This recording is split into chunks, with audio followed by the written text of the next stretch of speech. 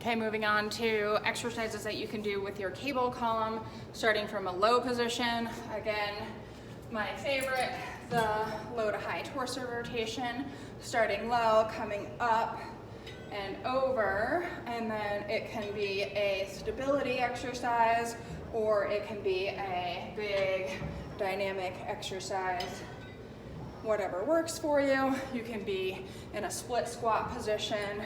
You can be seated on the ball. Fill in the blank with your modifications. You can do a horizontal adduction in a plank position, which is kind of nice. So just here and then coming out. If you want, it can be a row and then a punch, or just straight arm. Then, depending on what attachments that you have, the ankle strap is nice for these, but you're gonna do a 4-way lower extremity, either pull or straight leg raise, however you wanna phrase it. So standing, sometimes nice to be on a block on the standing leg. So hip abduction, hip flexion, hip adduction, and then hip extension. So also nice, again, to have kind of that ankle attachment if you have one.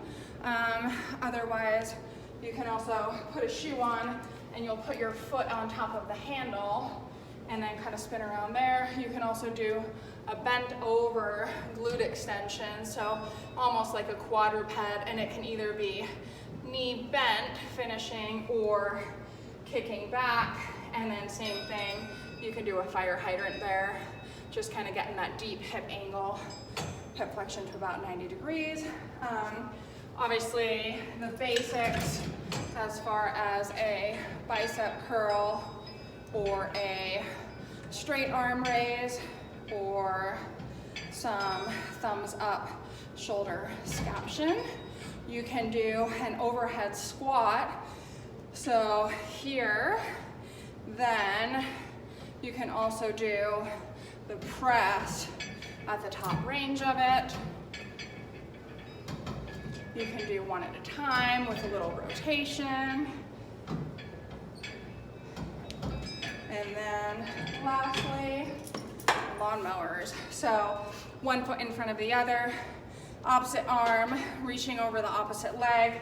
You're gonna come here and pull up, and you can play around with the orientation of this exercise. Right now, the attachment is to my left. If it's here, you got a little more glutes, a little bit more of opening up that pelvis and hip external rotation in the standing leg. That's all there is to it.